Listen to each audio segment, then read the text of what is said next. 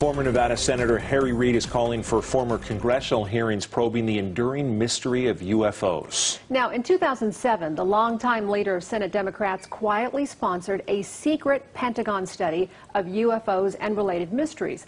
The program was based here in Las Vegas, but it ended back in 2012. Now, in his first on-camera interview in more than a year, Reid says both Congress and the Pentagon should take a fresh look at the topic, and he intends to help make it happen. The I-Team's George Knapp has the exclusive story.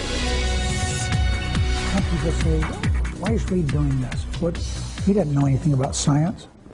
Well, I'm doing it out of sheer curiosity. Harry Reid's interest in UFOs dates back 30 years, but he kept it quiet until December 2017, when the New York Times reported about ATIVE, a secret Pentagon study of UFOs and related phenomena, initiated by Reid and two other senators. Documents related to ATIVE and its offshoot, ALSAP, do not mention UFOs, ETs, or little green men, and Reid has been careful to avoid the tabloid slant. You've used that quote about you're not sure that there are little green men. You don't necessarily believe in that.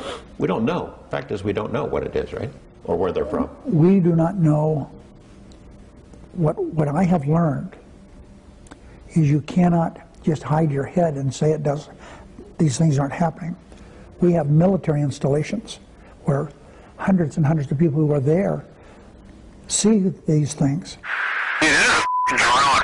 Dramatic military episodes involving highly advanced but unknown intruders, such as a fleet of so-called gimbal craft in 2015, or the 2004 incursions by large Tic Tacs, more than justify an ongoing study, Reid says. And as I said, it's a worldwide phenomenon, not just here in the United States. There are certain places we really don't understand why, that there's more occurrences and have been over a long, long time. The study based in Las Vegas explored topics far beyond the nuts and bolts of flying saucers. Physicist Dr. Hal Puthoff assigned 38 topics to academics and experts, tasking the authors to project to the year 2050 and speculate on what our cutting-edge technology might become. UFOs, whatever they are, have already demonstrated some of what is possible.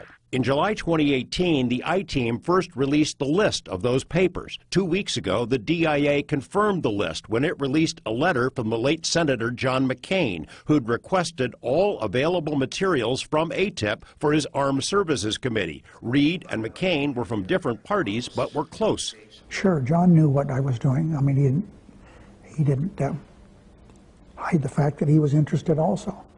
That's why he wrote the letter. Media critics have griped the papers explored fringe science. That was the assignment, according to Dr. Puthoff. One publication explores invisibility cloaking, craft that are not only invisible to radar, but actually invisible. That research has reportedly been underway at Nevada's Area 51 in recent years. Another paper by a UNLV engineer explored how to detect and track hypersonic objects, things that traverse Earth's atmosphere at incredible speeds, similar to hypersonic missiles that Russia's military now claims to possess. The detection system would tell us about UFOs, but it could also tell us about Russian missiles that might be coming our way. I mean, there's practical benefits to these kinds of studies.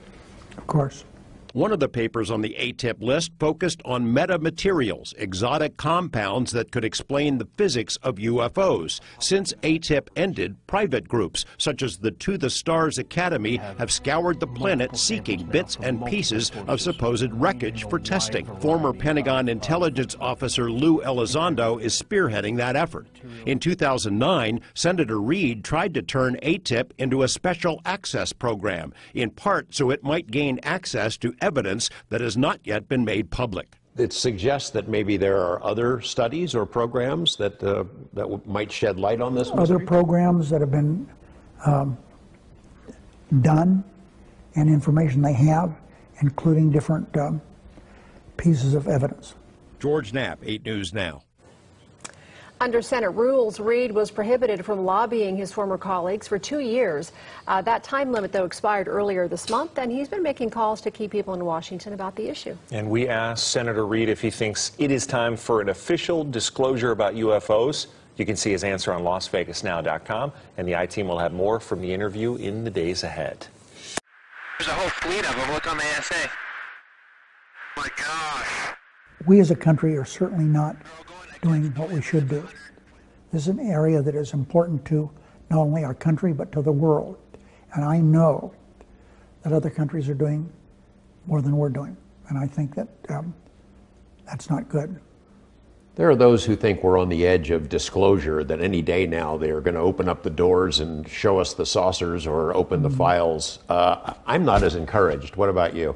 Well, I don't think I'm even close to that. I think before we get to that, I think we need to do a little work.